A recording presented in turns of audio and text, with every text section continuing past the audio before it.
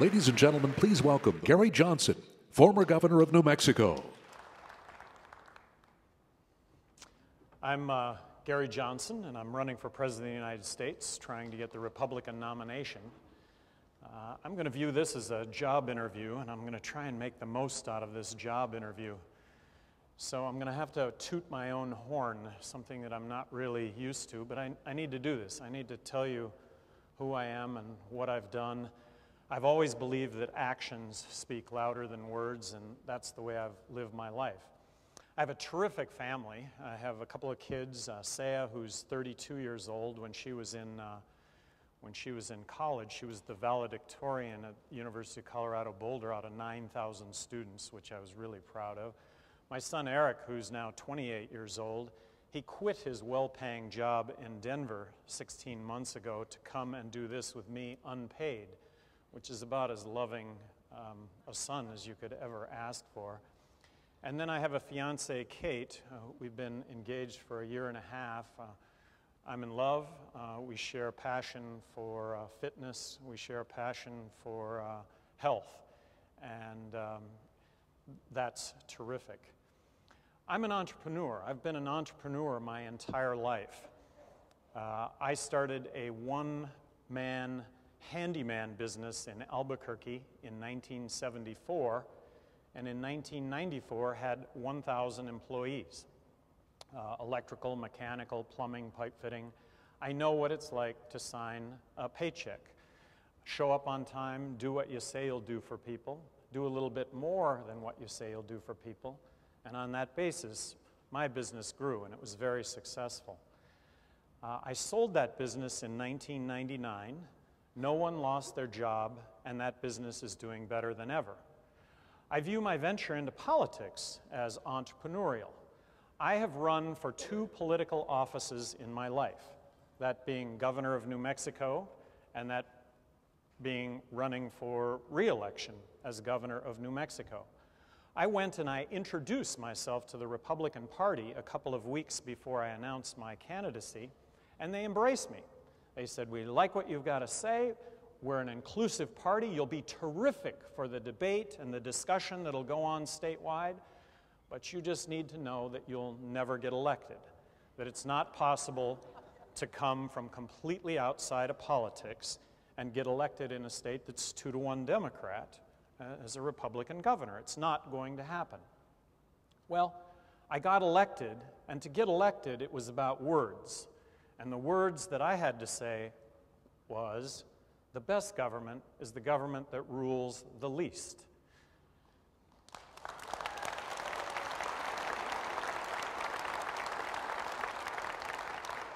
The best thing that government can do for you and I is to empower you and I to allow us to make the decisions that only you and I can make.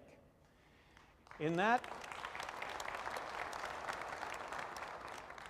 that context, I got elected. Best product, best service, lowest price. I was going to run state government like a business. That issues were going to be about first. We're going to be everything, issues first, politics last. I get elected, and I find myself vetoing a whole lot of bills. I vetoed 750 bills while I was governor of New Mexico.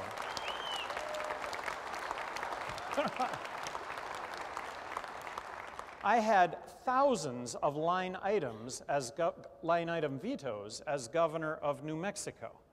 Only 2 were overridden in a legislature that was 2-to-1 Democrat. Only 2 were overridden, so it made a difference when it came to billions of dollars worth of spending. It made a difference with regard to all sorts of legislation that I would argue weren't going to make a difference in anybody's life in New Mexico. Putting those vetoes into perspective, I might be embellishing, and I'm waiting for somebody to correct me.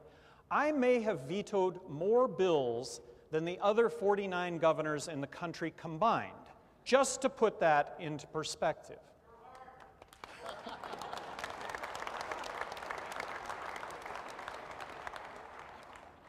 I was more outspoken than any governor in the country regarding school choice. I believe that the only way we improve education in this country is to bring competition to public education. So I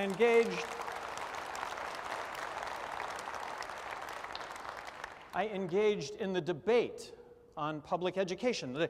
The exciting notion to me of unleashing educational entrepreneurs on our educational system, K through 12, to deliver better products, better services at lower prices. When I started this debate and discussion in New Mexico, 35% of New Mexicans supported school choice.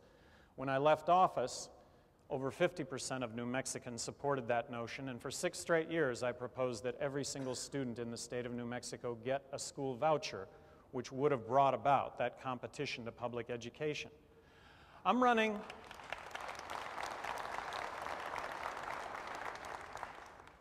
for President of the United States, first because I think I can do the job, secondly because I think I could do a really good job at that, and that I do have the resume to suggest that what I'm talking about will actually meet up with actions.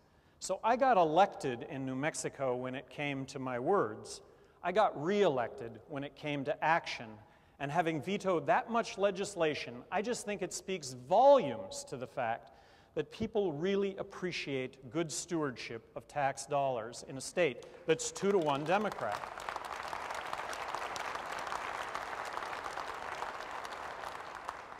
I really hate blowing my own horn, but they did a poll last week among all the presidential candidates. And they did a poll, all the presidential candidates, what's the favorability in those presidential candidates' home states? I was the only candidate to have a plus 12. I was the only candidate to have a plus number, which I think speaks volumes to the fact that you got to get elected in this process and that people do appreciate the discussion and the debate over these topics, and they appreciate good stewardship of tax dollars. The biggest issue facing this country right now is the fact that we are bankrupt. We're borrowing and printing money to the tune of 43 cents of every dollar that we're spending. So Gary Johnson, in the year 2013, will submit a balanced budget to Congress. And that means cutting $1.65 trillion from the federal budget.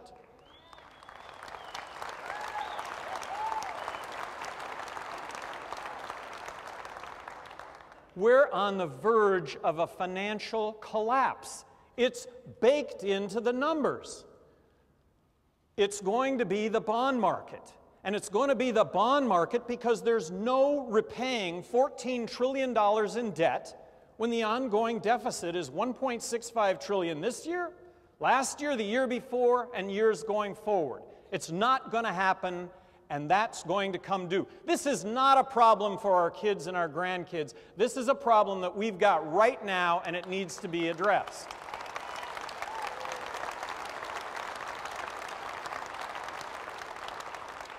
And this is doable. We can do this. If we don't do this, we're going to be left with nothing. So the positive part about this is let's unplug the computer, let's reboot the computer, let's plug it back in, and see ourselves hundreds of years looking into the future with a basis for moving into the future.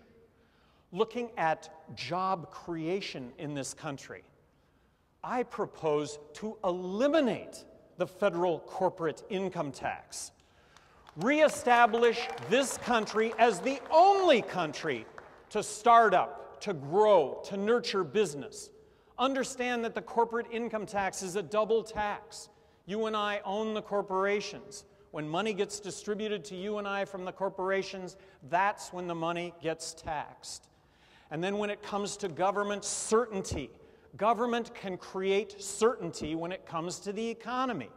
An example right now of uncertainty is in the electrical coal generation facilities that are not being built right now because of the uncertainty over carbon emission and how much is it going to ultimately cost to produce electricity with coal-fired plants.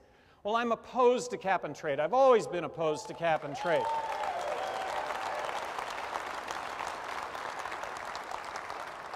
Bringing certainty to energy would in and of itself, just in the coal area, produce hundreds of thousands of jobs to build plants that have to be built. And then when it comes, so in New Mexico, business went to bed at night knowing that Johnson wasn't going to let things get worse. Johnson was going to veto that stuff, and that's exactly what I did. There was certainty in New Mexico. And then when it comes to your and my taxes, you know, this is what we should be discussing over is tax policy. Eliminate the income tax, eliminate the IRS, and replace it with a fair tax,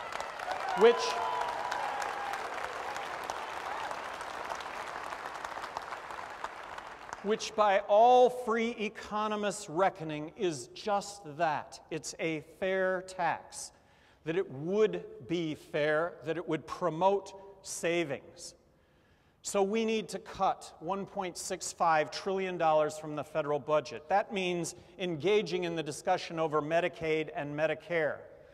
Federal government needs to cut Medicaid and Medicare, and by cut Medicaid and Medicare, block grant the states a fixed amount of money, and give the delivery of health care to the poor and those over 65 to the states.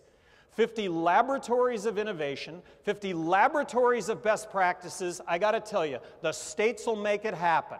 We're very competitive in this whole notion of best practices. There would be best practices.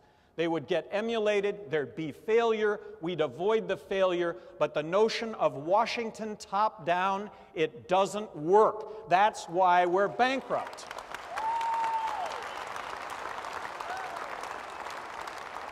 Social Security. It's not cutting Social Security.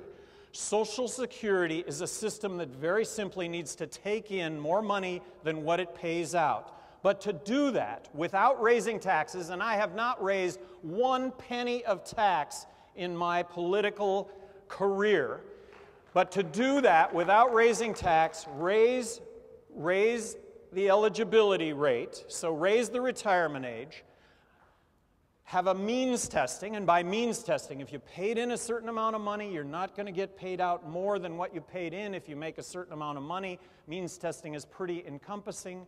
Change the escalator built into Social Security from the wage index to the inflation index. That in and of itself makes Social Security soluble into the future. Defense spending. We need to be looking to cut military spending in this country by 43%. Can we provide a strong military for this country and still cut military spending by 43%? Yes, the key is a strong defense, not nation building, which is what we've been engaged in and continue to be engaged in.